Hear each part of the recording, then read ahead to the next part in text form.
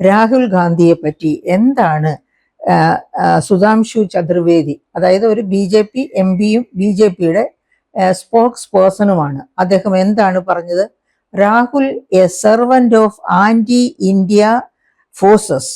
എന്താണ് അദ്ദേഹത്തെ പറ്റി ഒരു പ്രധാനപ്പെട്ട ദേശീയ പത്രത്തിൽ ഇംഗ്ലീഷിൽ എഴുതിയത്? എന്താണ് എഴുതിയത്? Rahul a servant of anti India forces. ഇനി അതിന്റെ കൂടുതലുണ്ട്, വലിയൊരു റിപ്പോർട്ടായിട്ടാണ് അദ്ദേഹം എഴുതിയിരിക്കുന്നത്. ഓക്കെ, അപ്പൊ എന്താണ് അദ്ദേഹം ഈ ആന്റി ഇന്ത്യ ഫോഴ്സസിൽ പെട്ട് കുടപിടിക്കുന്നു എന്ന തരത്തില് രാഹുൽ ഗാന്ധിയെ പറ്റി ഭരണപക്ഷം പറയാനുള്ള കാരണം എന്താണ്? അദ്ദേഹം കൊളംബിയ യൂണിവേഴ്സിറ്റിയിൽ പോയിട്ട് എന്താണ് ചെയ്തത്?